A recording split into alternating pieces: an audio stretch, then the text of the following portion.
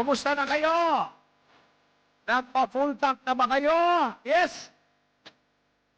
Isa ba kayo sa mga pumila sa mga gasoline stations? No?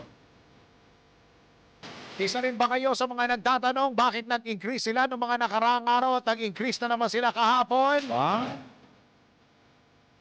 Isa ba kayo sa mga nagtatanong hanggang kailan? Hanggang kailan? At meron na namang nakaamba na sa bagay, no? Pagka tumaas kasi yung gasolina, nagsasuffer yung mga tsuper. Tama. No? Yes. Tapos, kung wala pang fare increase, ang bumabalikat nung pagtaas ng gasolina, yung mga tsuper. Alam mo, may maisisingit na ako. Di ba ilang araw natin pinag-uusapan na yung mga stockpile na nandyan na, tapos binibenta nila ngayon na mas mahal ng halaga. Matagal na natin tinatanong. Online ngayon pala nila tinatanong kung bakit ganun daw. Ganun. Oo. Eh, tagal-tagal na Alam natin nyo, tinatanong. puntahan nyo yung social media, may paliwanag si secretary dyan, ha? Oo, sabi niya. O, di ba? May paliwanag siya dyan, ha? Na bakit nagbebenta sila nang hindi pa dapat nagtataas Tama. na presyo ng gasolina. Alam nyo, sa totoo lang, yung paliwanag niya, hindi ko na pinanood ng buo. Pinutol mo na. Alam mo kung bakit? Bakit? Feeling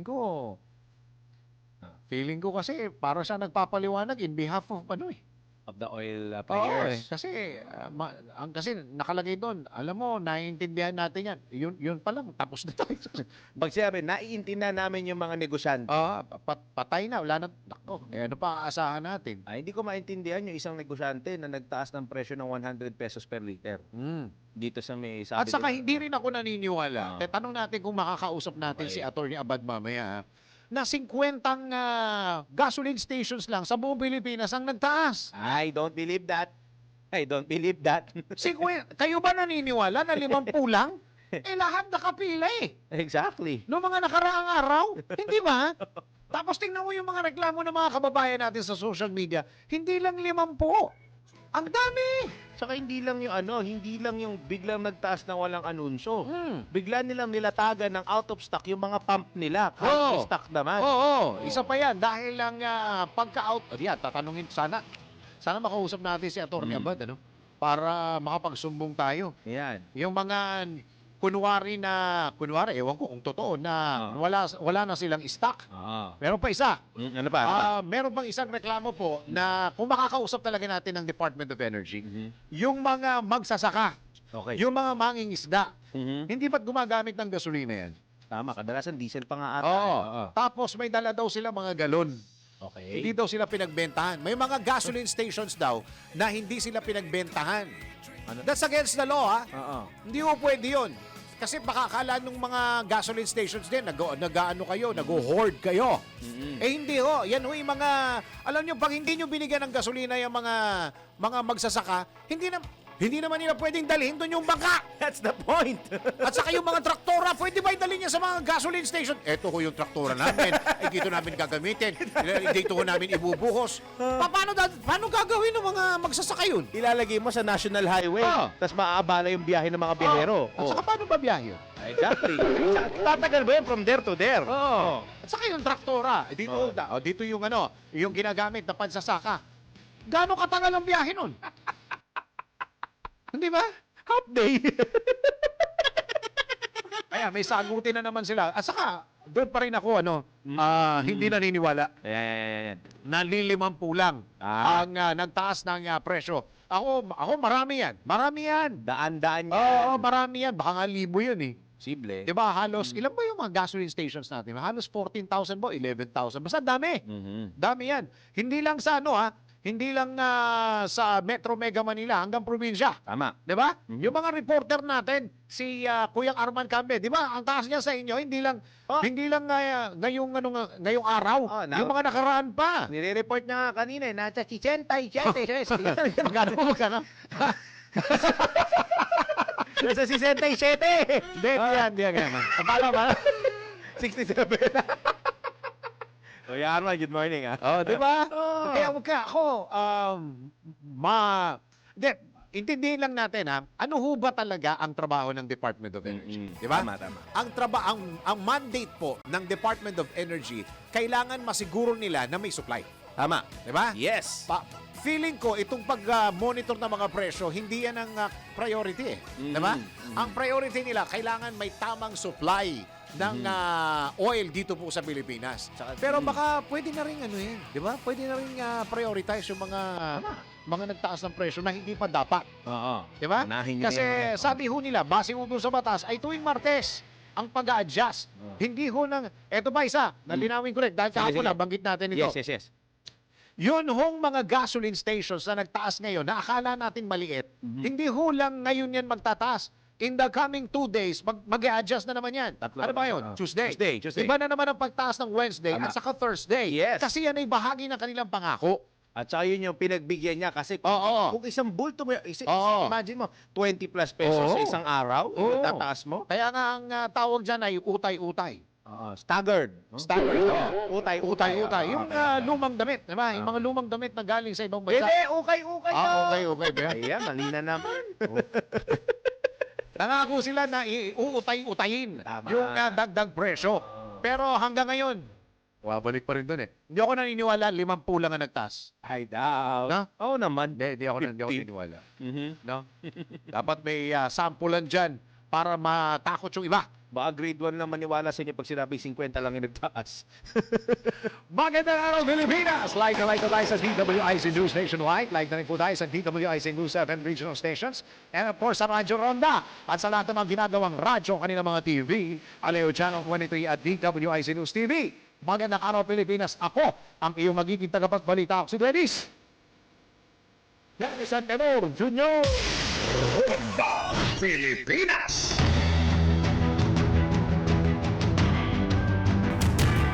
Sa detalye ng mga balita, aminado si Pasang Mazda President Roberto Caobet Martin na posibleng abutin lamang ng 10 araw ang fuel subsidy na ibibigay ng pamahalaan.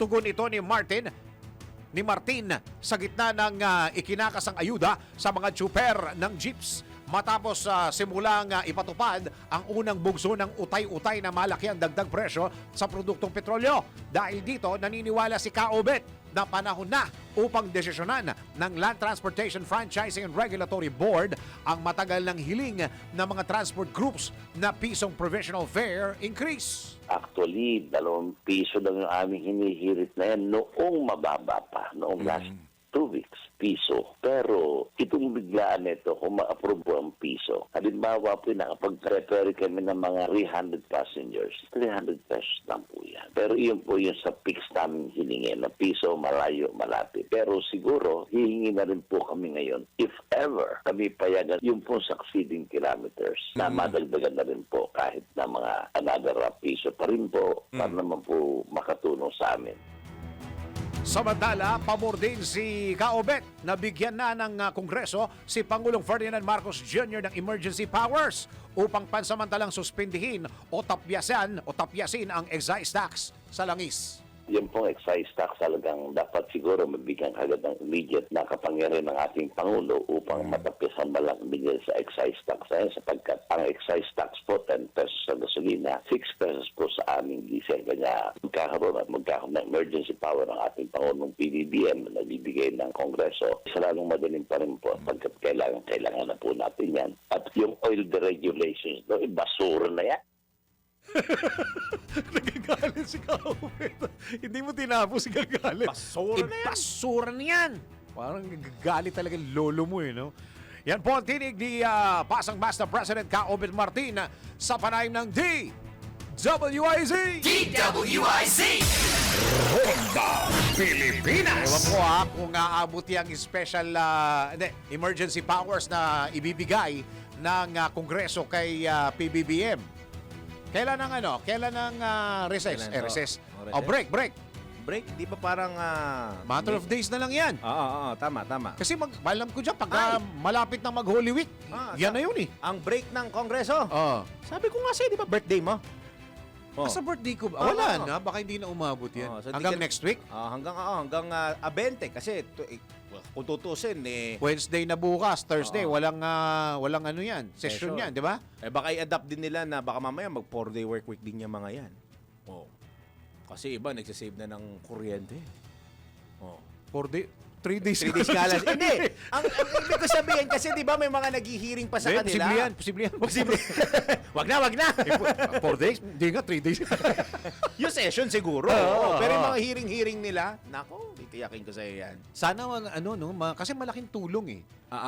Kaysa dito sa mga, ako naniniwala, yung subsidy kasi, magkano ba subsidy? Mga 5,000 sa traditional, di ba? Tapos 10,000 sa mga Egypt. Yung mga bago. Oo. Pero kung 5,000, sa laki ng, baka matter of days lang yan. Ang 5,000, kung sabihin natin sa traditional, Oo. bumabiyahe sila ng 12 oras. Oo. Kadalasan, 6 a.m. to 6 p.m. Oo. yan eh. Pasig Quiapo, yung mga jeep na yun, kadalasan, every isang balik nila, nagpapagas na rin kaagad sila. Alam mo, meron palang kaya pala Ayan. hindi nila, yung ibang jeepney, hindi nila inaasikaso yung subsidy nila. Yung sa card. Alam mo pala, ang problema pala dyan, yung subsidy pala ay nakapangalan doon sa Operator. pangalan ng jeep. Pero yung jeep, napasa-pasa na. Kumbaga naibenta-benta na. Kaya maintindihan mo, yung mga okay. jeepney drivers, hindi nila inaasikaso. Dahil nga, mapupunta doon sa first owner. Hindi sa kanila. Oo, kasi hindi pa nila tinatransfer. Tama ba ako, Kaobet? Ha? Tama ako no? Kalando, di ba? May mga jeep talaga tayo. Nagtataka ako, bakit hindi nila inaasikaso? Yung pala, hindi sila yung mga first owner. Alam ko na yung sasagot ni Ka-Opit dyan. Ano? Basura na yung mga Ay, yan. basura nila! Tanggap tayo ng report! Abusadong migrant workers office employee sa Bahrain. Ay, viral to. Tinanggal sa pwesto. Ano ibig sabihin ng tinanggal? Preventive suspension? O sinibak talaga sa pwesto? Tinanggal sa trabaho? Alamin natin ha. Tinanggal sa pwesto, viral incident pinaimbestigahan ni Pangulong BBM. Wala, lagot ka, nakarating na sa Malacanang. Alamin natin ang report ni Macho 13, Gilbert Perdes. Gilbert, go!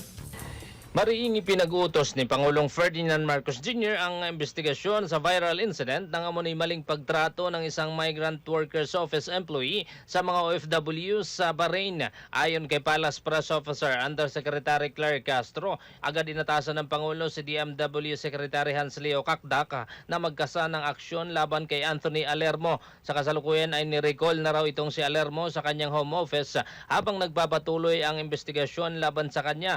Binigyan din ni Castro na hindi kinukonsinti ng Pangulo ang anumang uri ng pang-aabuso ng mga public servants sa mga Pilipino. Anya, malinaw ang utos ng Pangulo na pagsilbihan ang mga OFWs ng may malasakit at respeto. Patrol 13, Gilbert Perdes para sa Himpilang May Todang Las, DWIZ. Nagbabalita ng tama, naglilingkod ng tama. Kapag may bagong balita, naka-on air, agad-agad, DWIZ Patrol Report. Alamin na natin ang magiging weather for today. Pinakahuli, pinaka-latest, pinaka-napapanahon, whether we like it or not, ito ang magiging DWIZ Weather Report. Ano ba next week? Holy Week na ba? Nagtalo pa sa kalendar. Hindi, 24 pala. 24. 24. Pero hindi pa Holy Week yun. Hindi pa. Yung week ng 30-31. Yung Ang Holy patawid Week. ng kalendaryo. So Oo. 2 weeks to go. 2 weeks to go, yes. Alam niyo, pagka ganitong kataas ang presyo ng gasolina, kayo ba uuwi pa? Magbabakasyon pa ba kayo? Magbabakasyon pa ba kayo? Sorry, mali ang word. Mag-excursion pa ba kayo? Yan ang excursion na yan. Kuya, sino yung kausap? Tama ba yon na Kuyang Drew, yung Victory Liner, papatayin nila yung aircon? Papatayin yung aircon 30 minutes before umalis. Okay. Yung 30 Bago minutes to, before umalis, Ah. papatayin daw yata. Pag-aalis na doon yata. Tama ba ako? Tapos meron silang sa stopover, nagbabas ba kayo? Hindi, mga mayayaman kayong tao kasi ako nagbabas ako noon eh. Pagka nag-stopover, di ba? Tama, sa tama. pababa kayo, bili kayo pagkain, di ba? Hindi break. pinapatay aircon yan eh. Tuloy-tuloy Pero makina, ngayon, no? papatayin. Pati yung makina. Oo, lamang. Ako, nung bumiyahe ako pa Legazpi, Albay, nung nag-stopover kami sa may Tayabas, dinner yon kasi gabi yung biyahe namin. Pero yun, Malamang, dire-diretso dinner yun. eh. Kasi kung breakfast yan, tapos gabi, iba usapan yun. Ano ba nangyayari sa amin dalawa ngayong araw na to? Ano kwento? Hindi, pero mga alas 9 ng gabi yun, nung nag-stopover kami. Pero hindi, at that time, okay pa yung gas, kaya dire-diretso. Kaya dire-diretso. pa yung takbo, Oo. Saka ano yan eh. Ako sa experience, hindi naman sa ini-endorse ko yung Victory Liner. Ako'y maganda yung experience ko sa Victory Liner. Okay. Kaya pagka nadisgrasya or merong aksidente, madalang yun na Victory Liner ang involved. Kadalasan yung ibang mga bus. Oo. Huwag na natin pangalanan, pero kadalasan yung iba. Oo. Tapos yung, ano dyan, pag nag-stop over yan, hindi, ang alam ko hindi nagpapapasok ng pasahero yan. Eh. Pag nag-stop over. Oo, walang tinatanggap na bagong pasahero. Tama ba ako, mga kaibigan natin sa Victory Liner? Kung ano yung- I can recall. Kasi, di ba nag-Baguio kami Oo. last year? Oo, di ba? Wala. Wala. Oo, hindi Yes. sila nagpapapasok eh. Ang dahilan, hindi ko na sabihin sa inyo, baka matakot kayo eh. Patay. Yun ang mas sinasabi ko eh. Oo, hindi ko na sabihin. Sabihin ko pa ba? Wag na. Kwento lang naman eh. Okay, kabala. May mga insidente na yung sumasakay ay hold upper. Actually, nangyayari. Hindi naman nasa provincial buses. City buses. Pero ewan namin ko yan. ngayon kasi baka nagbago na rin ang panahon dahil yung mga siguro nagsawa na rin yung hold upper dahil mga hindi naman mayayaman tao yung sumasakay doon. Tsaka yung iba siguro iniisip mas malaki pa nakukuha namin doon sa mga ini-scam namin online kaysa sa mga sa mga physical ngayon. O, di ba? Sabi niya, hold up to. Ano meron ka? Manok. Gusto mo manok? Gusto mo ito? Manok.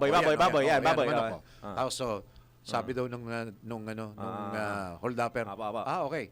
Ang laki ng manok Opo, sige sa inyo na po yan. Ito, 2 sisiw, sukli mo. Binentahan ba? Weather. Sa lagay po ng ating panahon na walang biro, umiiral pa rin po ang northeast monsoon o amihan. Nasa isa out of last 2 stretches pa rin po ang nararanasan na malaking bahagi ng Luzon. Damay po dyan ang Cagayan Valley, Cordillera Region, Aurora, Quezon, the rest of Bicol, Metro Manila and the rest of Luzon. Partly cloudy to cloudy skies na may mga pag-ambon lamang na hindi rin katagalan at hindi rin po kataas ang tsansa na mangyari sa mga nabanggit na lugar.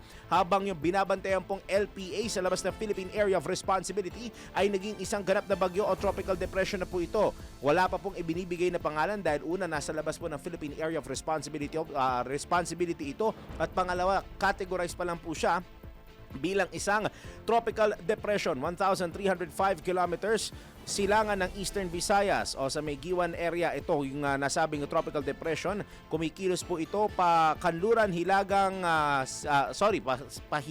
hilagang silangan o north-northeast sa bilis na 10 km kada oras. Hindi pa rin po inaasahan na ang nasabing tropical depression ay papasok sa loob ng Philippine Area of Responsibility. Pero yung buntot ng nasabing tropical depression o bagyo ay magdadala po ng maulap na papawirin na may kalat-kalat na mga pag-ulan at makatamtamang mga pagkulog at pagkidlat sa Visayas, Mindanao at sa probinsya po ng Masbate. Kaya sa mga nabanggit na lugar, iba yung pag-iingat, planuhin po maiging yung mga lakad dahil posible po ang mga pag-ulan. Mula Wednesday hanggang Friday sa Metro Manila, asahan po natin na gradually improving and fair weather conditions pa rin po tayo na may mababang tsansa ng mga isolated rain showers at mahihinang mga thunderstorms.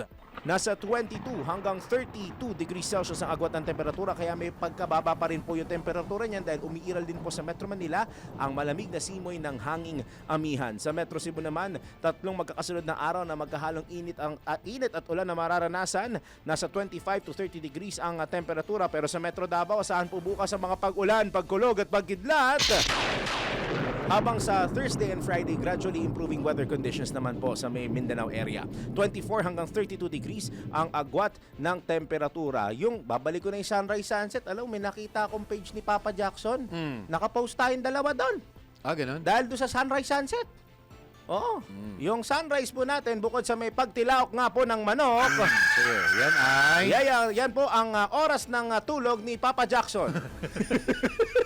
At nung sinabi natin sa kanya kahapon, sabi niya, tama nga naman. Tama, di ba? Tama, oo. Tulog niya yan. Tulog niya po yan. Alas 6:07 po yan ng umaga. Okay, gising na. Sa sunset, bukod sa sunset natin, ano bang tutulog yan? Gising na yan, Gising na. Ito po ang paggising ni Papa Jackson. Alas 6:06 po yan mamayang gabi. Ayan, ganyan. 12 oras natutulog si Papa Jackson.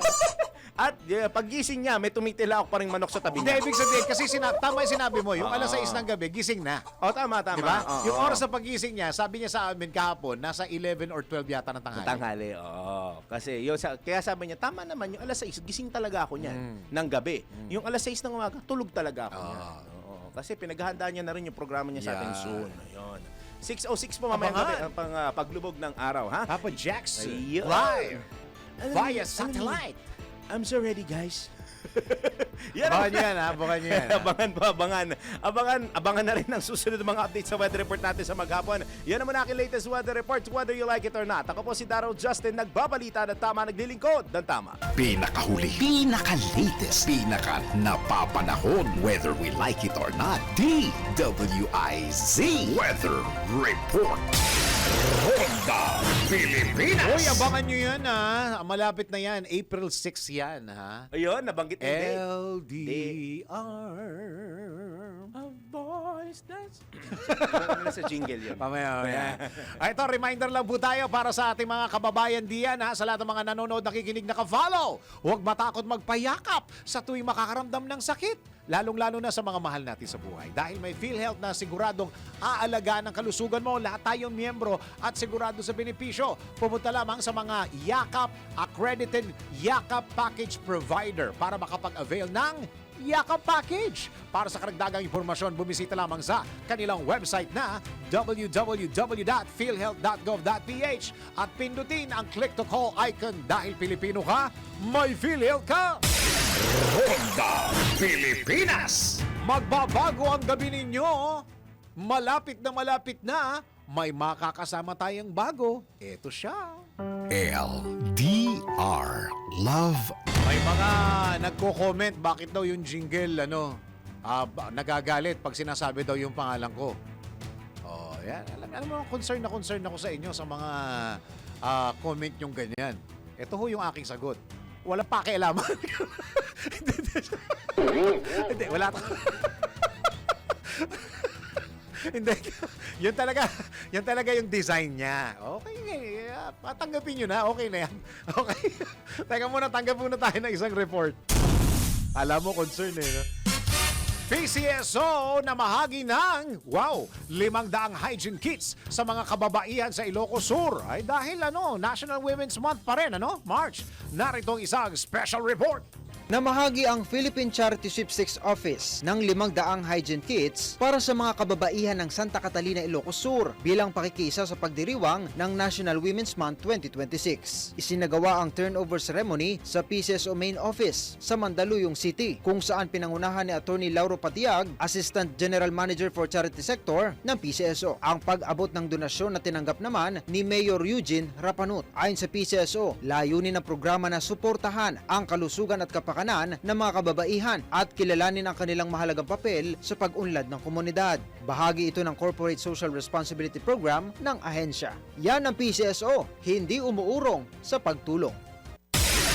Ronda Pilipinas. We were saying hi, magandang araw. Oy, Miss Lynn, magandang araw sa iyo ng PCSO, ha? Nanonood at nakikinig ka daw, ha? Maraming salamat sa iyo, ha? At mga kababayan, alam nyo ba na ang katumbas ng bawat taya sa Philippine Charity Sweepstakes Office o PCSO ay kawang gawa? Sa bawat ticket mo, siguradong may matutulungang Pinoy sa kanilang pangangailangan medikal. Dahil sa PCSO, basta kawang gawa at pagtulong, hindi kanila uurungan. Kaya palaging tandaan, ang bawat taya, may kawang gawa. Ronda Pilipinas. Samantala, tanggap po tayo ng isang report. Di ba tayo nakapasok kay attorney, Wala, baka busy. Mga OFWs na nakaranas ng trauma sa tensyon sa Middle East, prioridad ng DSWD. Alamin natin ang report ni Patrol 38 Jen Patrolya. Jen! Prioridad ng Department of Social Welfare and Development ang pagbibigay ng psychosocial intervention sa mga Pilipinong repatriates na nakaranas ng trauma sa gitna ng nagpapatuloy na tensyon sa Middle East. Ayon kay DSWD Assistant Secretary at Spokesperson Irene Domlao, marami sa mga umuwing Pilipino ang nakasaksi ng missile strikes at pagsabog sa gitna ng sigalot sa pagitan ng United States, Israel at Iran. Nakikipag-ugnayan na anya ang kagawaran sa Department of Migrant Workers, Overseas Workers Welfare Administration at Department of Health upang matiyak ang mabilis at maayos na pagbibigay ng tulong sa mga apektadong OFWs. Ayon pa sa kagawaran, sa airport pa lamang ay kinakausap na ng mga social worker ang mga dumarating na OFW upang magsagawa ng profiling at paunang assessment sa kanilang kalagayan. Kapag nakataan ng senyales ng trauma ang repatriate, isinasailalim ito sa counseling o incident stress debriefing. Kung kinakailangan ng mas malalim na medical intervention, agad naman itong inire-refer sa Department of Health. Kabilang naman sa mga programang maaaring ibigay ng kagawaran o DSWD ang Sustainable Livelihood Program na nag-aalok ng tulong sa paghahanap ng trabaho o pagbibigay ng puhunan para makapagsimula ng maliliit na negosyo. Ako si Patrol 38, Jen Patrolya nag-uulat sa himpilang may todong lakas DWIZ, nagbabalita ng tama, naglilingkod ng tama. Ronda Pilipinas. Samantala, isa pang report. Chartered flights mula sa Riyadh at United Arab Emirates para sa susunod na repatriation ng mga Pinoy inaayos na. Ayon po yan sa Malacanang. Alamin natin ang report ni Patrol 13, Gilbert Perdes. Gilbert, go! Ibinida ng Malacanang na halos 400 overseas Filipino workers na at ilang mga dependents nila ang napauwi na mula sa gitnang silangan. Ayon kay Palace Press Officer Undersecretary Claire Castro, agad nagpatawag ng special cabinet meeting si Pangulong Marcos noong Marso 3 upang talakayin ang repatriation ng mga Pilipino sa gitna ng tensyon sa rehiyon. Paliwanag ni Castro na maingat ang pamahalaan upang matiyak ang kaligtasan ng mga OFW sa gitna ng mga pag-atake at airspace closure. Meron ding mga OFW mula sa Israel at Dubai na kasalukuyang naglalakbay patungong Pilipinas sa pamamagitan ng land at air routes. At dagdag pa ni Castro, inaayos na rin ang chartered flights mula Riyadh at United Arab Emirates para naman sa susunod na repatriation. Patrol 13, Gilbert Perdes para sa himpilang may todolas DWIZ. Nagbabalita ng tama, naglilingkod ng tama. Ronda Pilipinas. Samantala, isa pang report. Fuel subsidy ng gobyerno hindi padaraanin sa mga politiko. Kayo talaga, oh. Ha? Bakit naman? Ito masyado kayong dudero at saka dudera. Ba't tayo nyo dahil sa mga politiko? Ha? Masyado kayong mapag-isip ng masama. Baka naman silang ginagawang masama eh. Alamin natin ang report ni Patrol 30 Jelly Mendez. Jelly! Tiniyak ni Land Transportation Franchising and Regulatory Board o LTFRB Board Member Greg Pua na hindi pa dadaanin sa mga politiko ang fuel subsidy ng gobyerno para sa sektor ng transportasyon. Sa ginanap na pagdinig ng House Committee on Ways and Means, natanong ni Manila Representative Rolando Valeriano kung papaano ba ang pamahagi sa drivers at operators ng fuel subsidy. Binigyan diin ni Pua na hindi iikot sa mga politiko at diretso na sa mga operator at mga tsuper ang subsidiya. Paliwanag ng kongresista, taong 2024 pa ay may fuel subsidy cards na ang mga benepisyaryo, kaya dito na idinideposito ang fuel subsidy. Sakali namang nawala ang cards o mga individual na wala pang cards, kailangan makipag-ugnayan sa LTFRB ng mga benepisyaryo. Ayon kay Marikina City Representative Miro Kimbo, ang chairman ng komite, hindi sila papayag na makikialam pa ang mga politiko sa pamahagi ng fuel subsidy dahil mas natatagalan pa nga kung nangihimasok ang mga ito sa pamimigay ng tulong. Mas mainam niya kung direkta ang pamahagi ng subsidiya sa mga tsuper at operator. Ito si Patrol 30. Jelly Mendez nag-uulat para sa himpilang may todong lakas sa DWIZ. Nagbabalita ng tama, naglilingkod ng tama. Ronda Pilipinas. Wala lahat ang mga gustong makausap natin. Puro may press con at meeting. Okay lang yan. Okay lang yan. Dahil pinag-uusapan na nila. Kung ang DOE ay busy at hinaharap nila yung issue ng maagang pag-a-adjust ng mga gasoline station, that's okay. That's fine. Okay lang yun. Basta pagkatapos yung mag-meeting diyan, sabihan nyo kami kung anong napag-usapan. Oh, hindi tatawag yan. Tanggap tayo ng isa pang report. Pagbibigay ng kapangyarihan sa Pangulo para suspendihin o bawasan ang excise tax at VAT sa petrolyo. Inihain ni Senador Legarda. Alamin natin ang... parang wala na ako na balitaan kay Congressman Leviste. Asan ba lolo mo? Si Congressman Pogi. Ha? Parang di ko na namamalayan si Kong, ah. Di ba, no? Baka nasa ibang bansa, ha? Diba? Alamin natin ang report ni Patrol 19, Sally Ortega Bueno. Ati Sally? Isinusulong ni Senator Loren Legarda ang panukalang batas na naglalayong bigyan ng Pangulo ng kapangyarihang suspindihin o tapisan ang excise tax at value-added tax sa mga produktong petrolyo kapag tumaas ng husto ang presyo nito gaya ng nararanasan ngayon.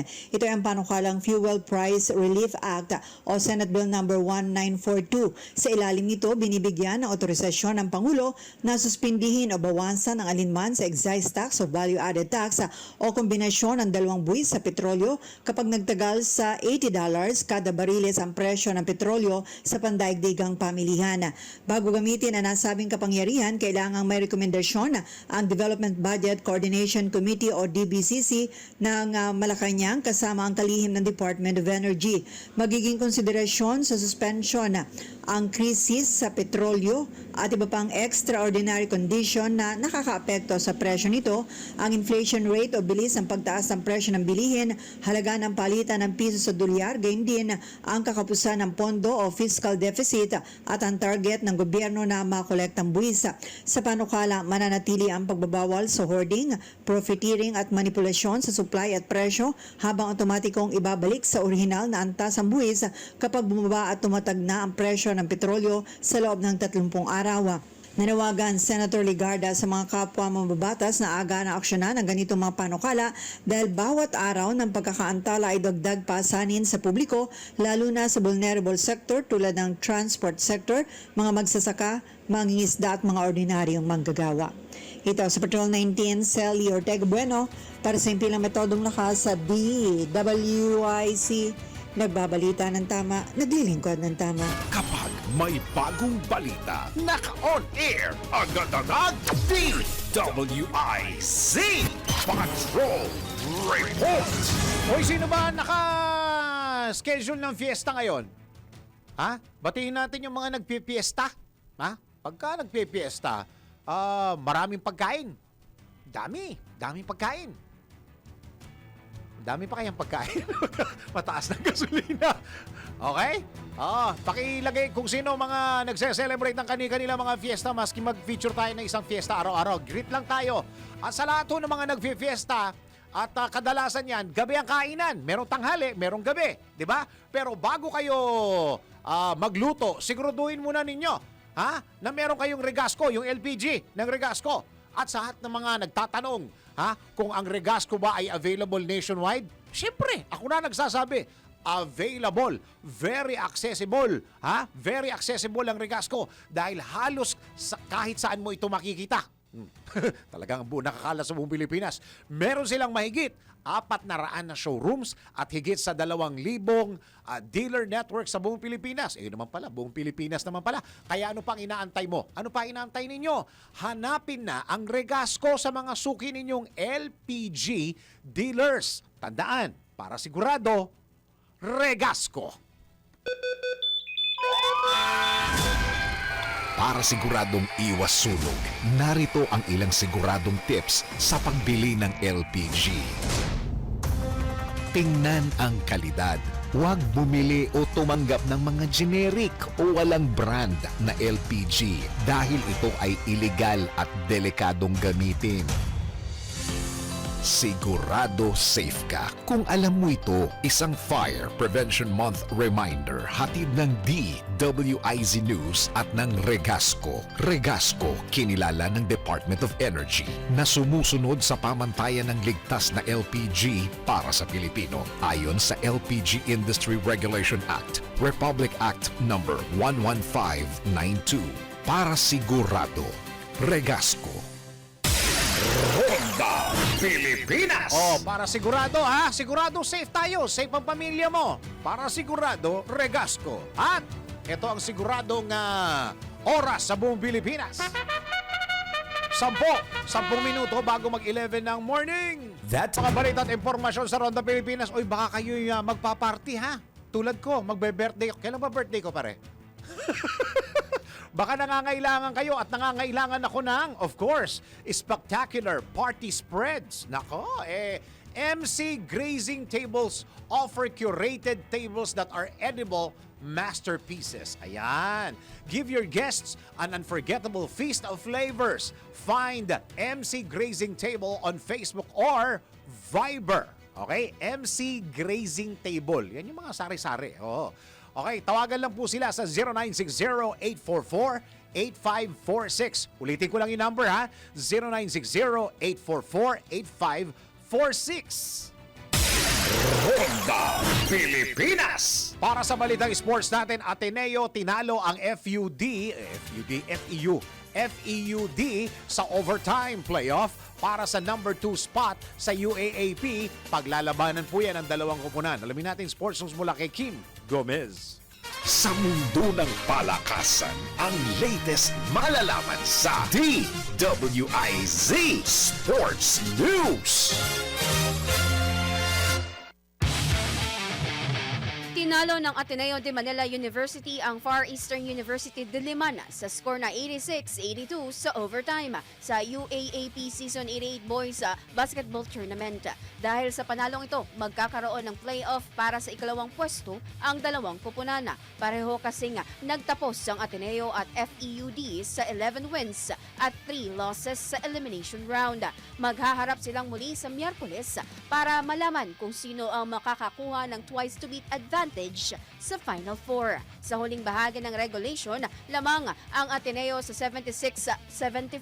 Ngunit naka-score si Marca Burgos ng FEUD upang maagaw ang kalamangan. Nakapuwersa naman ang overtime ang Ateneo matapos makapuntos si Noah Banal sa free throw. Sa overtime, gumawa ng 6-0 run ang Ateneo upang makuha ang lamang at tuluyang maselyuhan ang panalo. Nanguna sa Ateneo si Jude Eri Obu na may 23 points at 15 rebounds, habang nag-ambag sina Jay Leal ng 19 na puntos at Noah Banal ng 17 puntos. Sa panig ng FEUD, nanguna si Cabs Cabonilas na may 22 points. Para sa Sports News, Kim Gomez nagbabalita ng tama, naglilingkod ng tama. Arena Plus Sportsbook. Arena Plus. Gambling is for 21 years old and above only. Gambling can be addictive. Know when to stop. Ronda Pilipinas. Ito na ang latest, bagong-bago, fresh na fresh. DWIZ Showbiz News. Bea Alonzo ikakasal na. Ayun! Kanino? Hindi kay Dominic Roque. Alamin natin showbiz balita mula kay Anton.